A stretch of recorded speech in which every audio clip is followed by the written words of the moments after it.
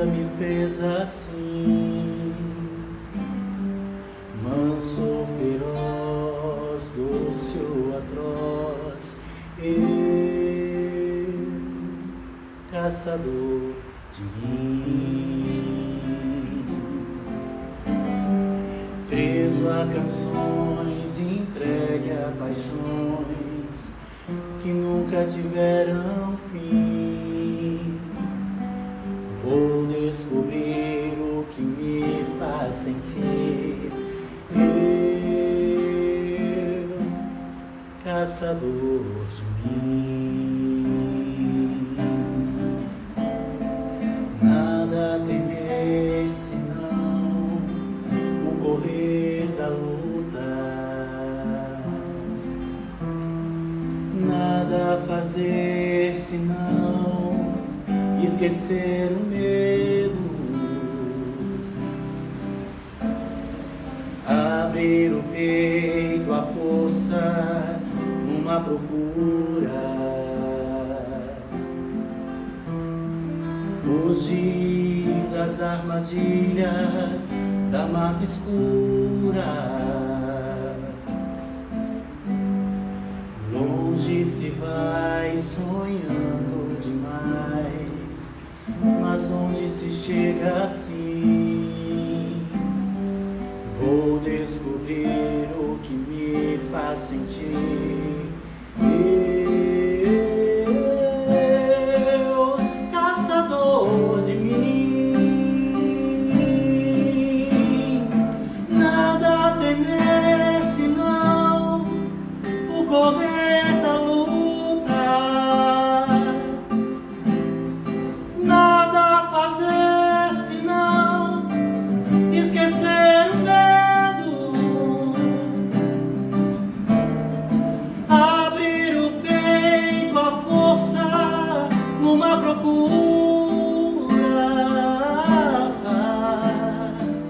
fugir das armadilhas da mata escura. Longe se vai sonhando demais, mas onde se chega assim? Vou descobrir o que me faz sentir. Eu, caçador de mim.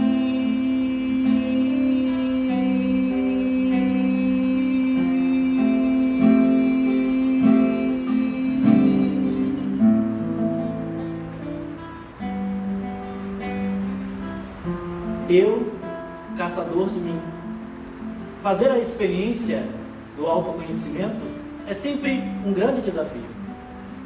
Cá estamos nós, numa noite chuvosa, dando início à experiência dos temperamentos. O que são os temperamentos? Qual a sua força sobre a nossa existência?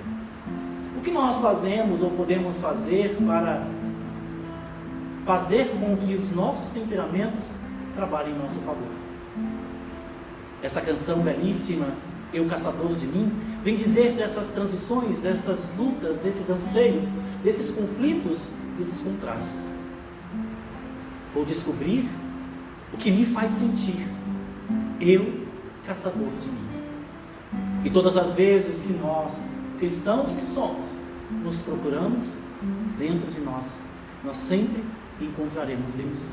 Porque em nós está registrada a sua imagem, em nós está plasmada a sua imagem amorosa. Somos filhos de Deus. Seja bem-vindo ao Te Oriento. Não é só sobre chegar, mas como chegar. Boa noite, Ramon. Seja bem-vindo.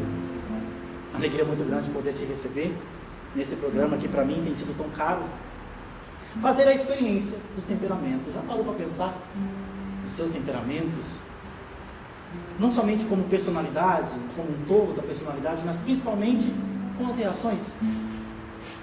É muito bom tê-lo aqui, com o seu violão, com a sua vida, com a sua história, para que nós possamos juntos trilhar um caminho, juntamente com o Victor também, um caminho de autoconhecimento, que sob a proteção de Deus, que pela condução da Virgem Maria, nós possamos fazer uma experiência profunda.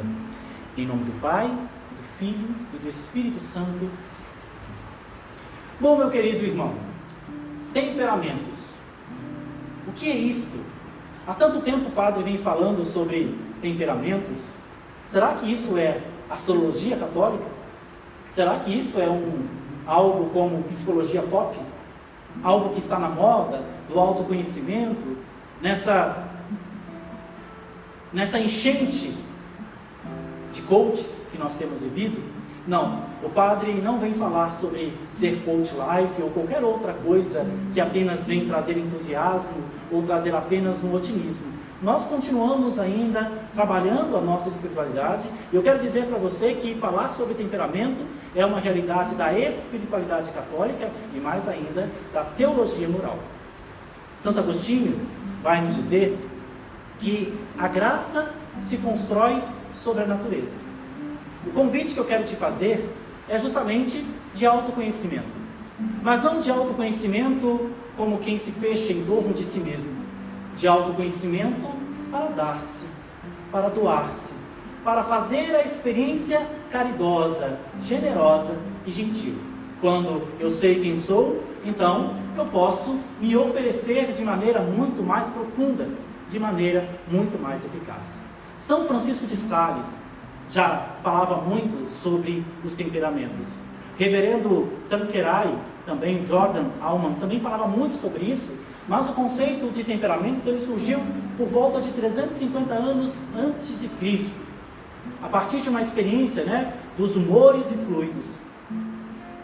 Começou a surgir justamente a partir, segundo Hipócrates, a partir de um desequilíbrio dos fluidos. Mas como é que nós vamos lidar com os temperamentos? Eu não quero aqui, mais uma vez, falar para vocês sobre a experiência apenas psicológica. E um dos nossos programas eu falava sobre isso, que eu não estou me reduzindo à psicologia. A psicologia é importante e necessária, mas aqui nós estamos falando sobre espiritualidade.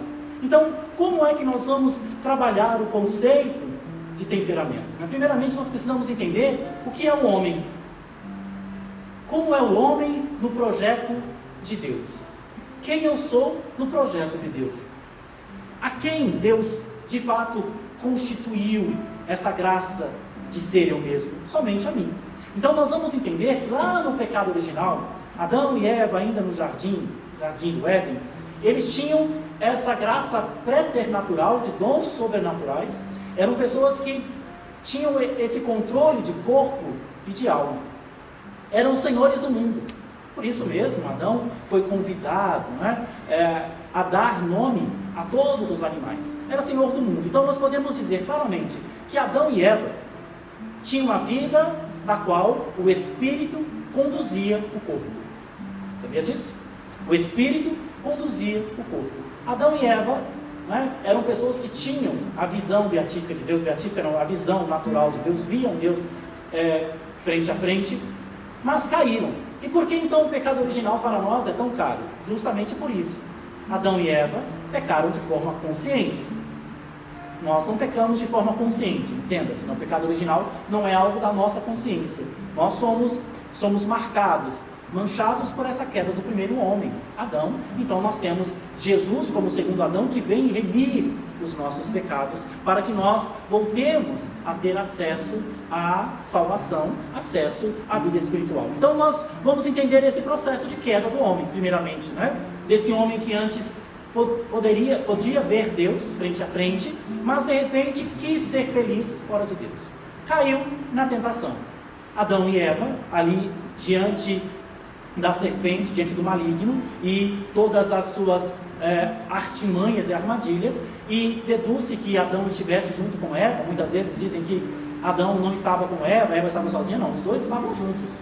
E Adão, o pecado da omissão, não disse nada, e com o andar ali do processo todo, acabou escolhendo também o pecado, porque tinha medo de perder a Eva. Então, o pecado é sempre essa realidade. Nós temos mais medo de perder as realidades, as coisas que estão ao nosso redor, do que de perder a amizade com Deus. Então, quando o homem cai, o homem é dividido contra si mesmo. Começa a viver esses contrastes. São Paulo vai nos dizer de maneira muito clara, em Romanos 7, versículo 19, se não me engano, quando ele fala assim: não faço o bem que quero, mas faço o mal que não quero. Então é preciso entender essa realidade, né? Até mesmo para não usar os temperamentos como uma força de otimismo. Então agora eu vou me dominar, agora eu vou ter pleno controle sobre mim. Não, nós ainda estamos sobre essa marca do pecado original e nós precisamos recorrer sempre a Deus. Então, buscar conhecer o nosso temperamento é justamente buscar saber quem nós somos e, principalmente, quem nós somos quando nós dizemos não a Deus. Então, a partir desses contrastes, nós vamos entender que viver a questão dos temperamentos, que não contam a história inteira. Então é importante dizer isso, né? Esse programa de abertura, depois nós vamos falar claramente sobre cada um dos temperamentos. É importante que você guarde isso. Se você se esquecer ao longo dos programas futuros, volte para esse programa e entenda: os temperamentos não contam a história inteira.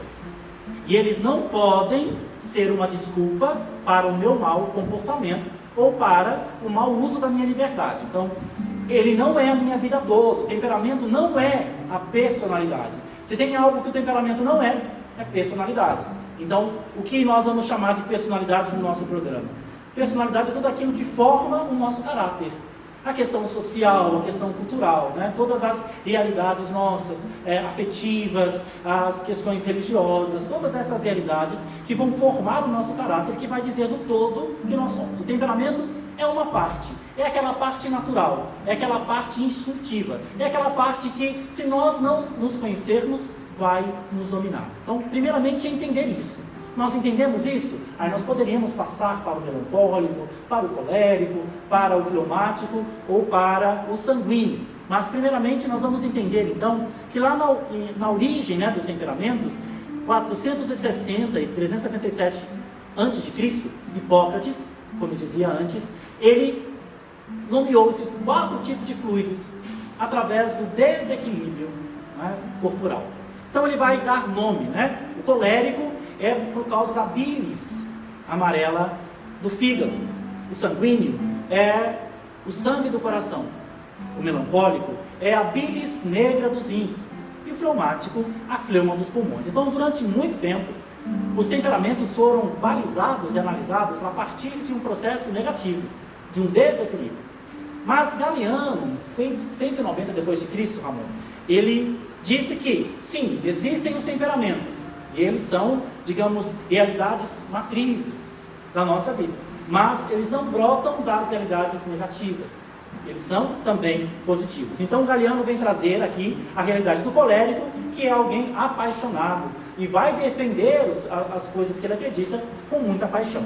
O sanguíneo, né, que é o artístico, né, o sanguíneo é, ou melhor, o ansioso, o otimista. O melancólico é aquele que é doloroso, né? Aquele que sente as dores. Vai ser o poeta, vai ser também um artista, né? O fleumático é aquele que é calmo. Nós já falávamos aqui nos bastidores, né? O Ramon está novo aqui, mas que nós dominamos aqui o fleumático, né? Quando o Romário estava aqui, éramos os 3 fleumáticos, né? Preponderantes fleumáticos, então era uma paz muito grande, né? Tudo indica que o Ramon também seja fleumático. Então, mas isso, mais uma vez dizendo, não conta uma história toda, mas é um princípio de saber como é que nós podemos reagir. Para você não pensar que isso é apenas uma realidade espiritual da igreja para dominar, esses temperamentos, eles vêm sendo estudados há muito tempo. Então, David Kirsten, ele vai trazer Platão para a roda, vai trazer Platão para esse processo todo de temperamento, já que Platão, na República, vai falar sobre as 4 características do cidadão para influenciar a sociedade. Então, Platão, na República, fala sobre isso, né? Do bem, do mal, do bem relativo, para você saber se alguém é bom, você vai ter que dar poder para ela, e tirar de quem tem, para poder saber de fato o caráter. Então, o Kirsten, ele vai dizer assim, que Platão tinha o noético, que é o idealista, que é o colérico. Ele tem o icônico, que é o artístico, que é o sanguíneo. Tem o pístico, né, que é o guardião, ou o cuidador, que é o melancólico. E ele tem o dianótico, que é o investigador, o lógico, né, o fleumático aqui.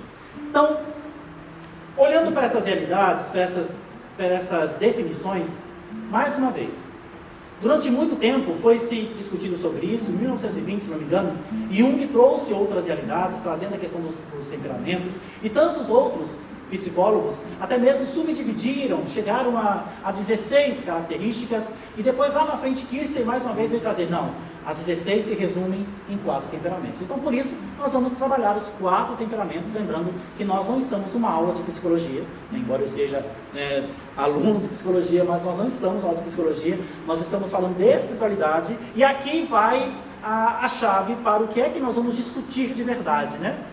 Então, a intenção de trabalhar os temperamentos com vocês é justamente para que você aprenda a lidar com as suas emoções, com os seus sentimentos, ou também com a ausência das suas emoções e sentimentos.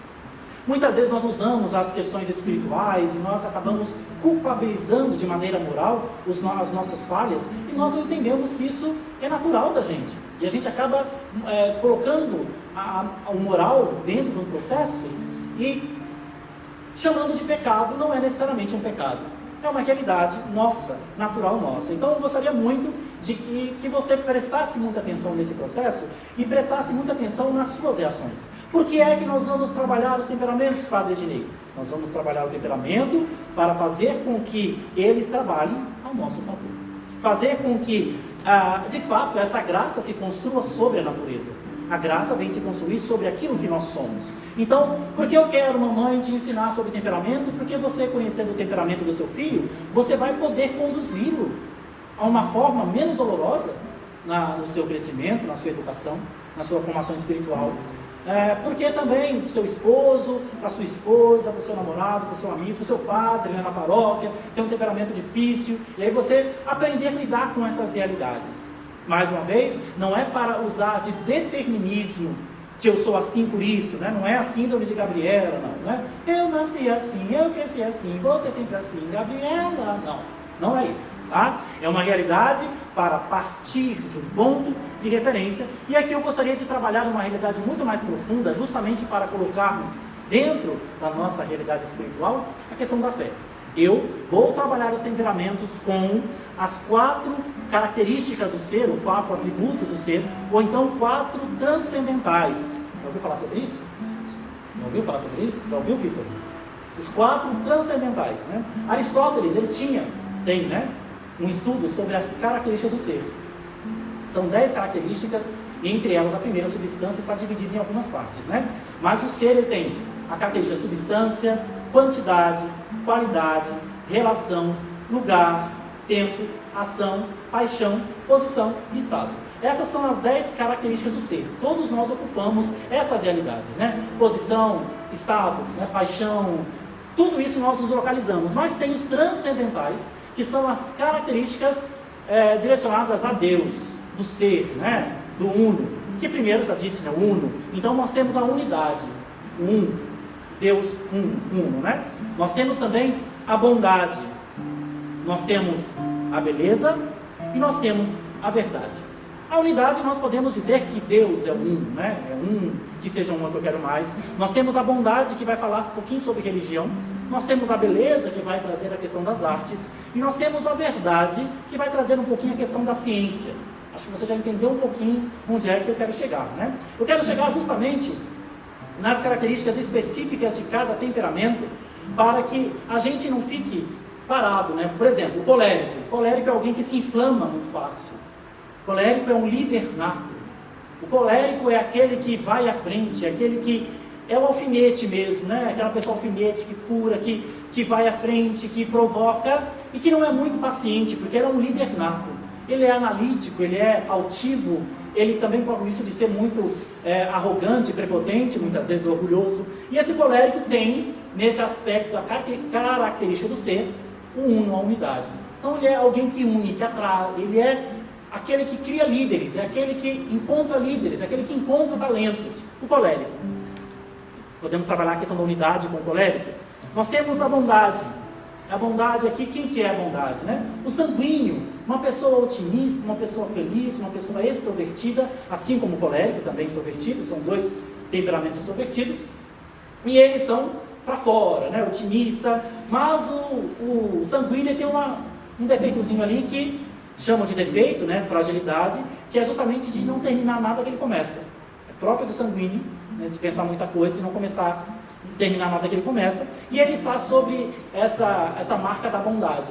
A bondade é o que conduz o sanguíneo. Todo sanguíneo é bom.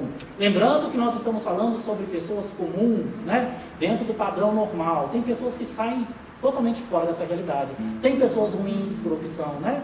Não estou falando desses, tá? Falando de pessoas que lutam para serem boas, pessoas que acompanham esse programa, têm paciência comigo, me acompanham aí, né? Então é esse tipo de gente, tá, meu querido? E nós temos a beleza, né, do ser também, mais uma vez, de Deus, que o melancólico traz. O melancólico é alguém que é apaixonado pelo que é belo, pelo que é perfeito. O melancólico é o perfeccionista nato, e mas também é o ranzinza, é o que se magoa facilmente com as coisas, e ele tudo dele vai focar na beleza, e tudo que ele vai fazer vai ser bem feito. Então vai ser uma pessoa de extrema capacidade para dar conselhos, porque é muito observador.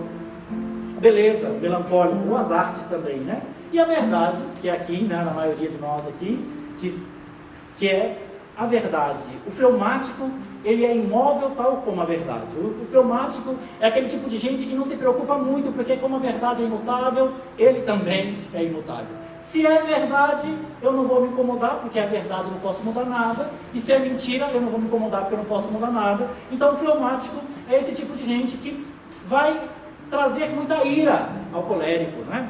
Porque para o colérico, o fleumático é muito passivo. É pacífico demais, é bonzinho demais, é lento demais. Então, é preciso, durante os programas eu vou dizer também sobre esses relacionamentos entre os temperamentos. Então, o que eu quero dizer sobre essa questão dos transcendentais, meus queridos, é o seguinte. É que como é que o fleumático vai chegar à unidade? Como é que o fleumático vai chegar à beleza? O fleumático está ali na verdade, né? Como é que ele vai chegar à beleza? Ele vai chegar à beleza justamente olhando para os transcendentais. Por quê? A bondade, ela é verdadeira. A unidade, ela é boa. A beleza, ela é verdadeira. Quando é belo, é verdadeiro, né? A bondade, ela é bela. Então nós vamos entender aqui que esses transcendentais são realidades que são imutáveis. Então se você juntar bondade e beleza, não vai mudar, porque toda beleza é boa e toda bondade é bela. Entende o processo aqui? Então como é que eu vou chegar a trabalhar as minhas qualidades, a dominar as minhas fragilidades, para chegar nas qualidades, por exemplo, que um colérico tem? Colérico, que é o líder nato, e o fleumático tem dificuldade. Então o fleumático vai ter que fazer? O fleumático vai recorrer à verdade. A verdade que ele busca em Deus, né? A verdade que está ali engendrada no seu coração, porque ele é alguém que ama a verdade. Então, pela verdade, ele pode chegar à unidade, à liderança, a trazer as pessoas para Deus. Como é que o melancólico pode sair, né, desse perfeccionismo, se ele está olhando para a beleza? É só olhar para a beleza, justamente, dos transcendentais, ali para Deus, que ele vai poder chegar à bondade pela beleza. Ele vai poder chegar à unidade pela beleza. Ele vai poder chegar à verdade pela beleza. Como é que o sanguíneo, eu já falei de sanguíneo, né? Como é que o sanguíneo vai chegar, né, a essa beleza também? Da mesma forma. O sanguíneo vai trabalhar em si a bondade para chegar até o que é belo, para chegar até o que é verdade, já que o sanguíneo tem a dificuldade de terminar as coisas, e essa verdade vai ferir o sanguíneo. Então, o fleumático vai ser aquele que vai trazer uma verdade que vai ferir o sanguíneo, e o sanguíneo vai gostar muito. Já parou para pensar que tem pessoas que diferem de graça, que te incomodam de graça, que te perturbam de graça? São essas pessoas com esses temperamentos, né? Porque eles têm características que vão de encontro às suas fragilidades. Então, o que eu quero trabalhar com vocês é justamente isso. Não quero falar de psicologia. Se você precisa de atendimento psicológico, procure. Se você precisa de fazer terapia, faça. Se você precisa de um psiquiatra, faça. Aqui nós vamos trabalhar a questão espiritual para trazer a você uma forma mais saudável de viver você mesmo, né? Viver em paz com você, né? Eu falava num dos primeiros programas que nós não sabemos quem somos. Eu não sei quem sou, mas eu respeito o direito de saber quem sou. Existe em mim um direito de saber quem sou, e eu quero caminhar com você nesse processo. Espero, mais uma vez, né, que vocês correspondam, não ao que eu estou dizendo, mas correspondam em crescimento, correspondam em dedicação. E quero pedir de maneira agora muito séria mesmo, né? Eu preciso da participação de vocês nos comentários. Eu preciso da participação de vocês nos compartilhamentos. Eu preciso justamente para que nós possamos trabalhar a questão dos temperamentos. Futuramente eu porei um teste de temperamento disponível. Então eu preciso que vocês participem, né? Para que não seja apenas eu falando sozinho, ouvindo o Ramon, maravilhoso, o Ramon toca muito bem, né? Mas que não seja apenas uma experiência nossa, que seja uma experiência como igreja, para de fato perceber que se nós não nos conhecemos muitas vezes, não é porque nos faltam oportunidades, muitas vezes nos falta vontade, nos falta empenho, e nos sobra medo de achar que vai se conhecer e não vai gostar de si mesmo, e não vai se amar como deveria. Esse é o convite que eu faço a você, meu irmão. Não tenha medo de descobrir quem você é. Não tenha medo de lidar com as suas fragilidades. Não tenha medo de lidar com as suas vicissitudes. Não tenha medo de lidar com aquilo que a vida inteira você passou fugindo. Eu lembro que, terminando já, né? Eu lembro que na minha infância, eu era uma pessoa muito lenta, mas muito lenta. E eu levava muita bronca da minha mãe, né? Porque eu era o último a me arrumar. Eu demorei para aprender a amarrar o cadastro do sapato. E eu levava muita bronca, muita bronca. E aquilo foi... Claro, não é por maldade da mãe, mas aquilo foi me tolhindo de tal forma que eu fui, digamos, renunciando a algo que era próprio da minha característica. E ao passar do tempo, devido a eu morar num lugar muito perigoso, eu tive que, digamos, usar uma máscara de colérico, né? De ser uma pessoa para fora, de ser uma pessoa altiva, de ser uma pessoa briguenta, para poder de fato dar uma resposta a realidades em mim que não estava agradando quem eu amava. Então isso é muito sério, muito grave. Não estou aqui culpando ninguém, mas estou dizendo que se eu me conheço e se eu sei que essas realidades fazem parte de mim, então eu não vou mais me ofender. Né? E se eu vou perceber que há essas dificuldades em mim, no meu irmão, eu vou perceber também, não vou ofendê-lo, porque me dói. Né? Me dói. Jesus vai dizer isso em Mateus 7, se não me engano, né? Que nós precisamos primeiro tirar a trava do nosso olho. Porque a tentação é sempre, primeiro, olhar a trava do olho do irmão, sem olhar a própria. Aqui nós estamos para tirar a trava dos nossos olhos. Não que nós não possamos ajudar o nosso irmão, mas nós vamos primeiramente começar a tirar as travas dos nossos olhos. Que seja uma caminhada muito frutuosa, que seja uma caminhada muito fecunda, que você descubra o seu temperamento, e descobrindo o seu temperamento você descubra a sua vocação, principalmente a de ser você mesmo, de não fugir da responsabilidade de ser você. Eu quero fazer novamente aquela pergunta que eu fiz em um dos programas. Você está aí? Você está aí? Quem é que está aí? É o falso eu? É o impostor? É a fraude? Quem é que está aí? Será que nós ainda vamos permanecer nos escondendo atrás dessa folha de figueira? Será que nós vamos continuar a nos esconder de Deus? De um Deus que tudo vê? De um Deus que tudo sabe? De um Deus que tudo pode? Eu espero que não. E as minhas orações é para que nós possamos descobrir e redescobrir os nossos temperamentos, para assim, trabalhando com eficácia, chegar mais perto de Deus. Nada temer senão o correr da luta, nada fazer senão esquecer o medo, abrir o peito, a força numa procura, fugir das armadilhas da mata escura. Longe se vai sonhando demais, mas onde se chega assim, vou descobrir o que me faz sentir. Eu, caçador de mim, nada a temer senão o correr da luta, nada a fazer senão esquecer o abrir o peito, a força numa procura,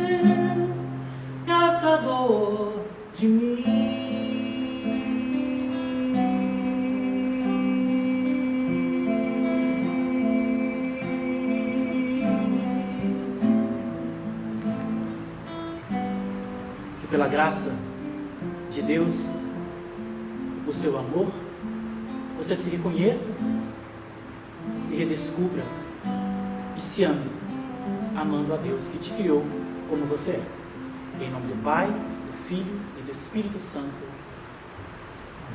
Amém.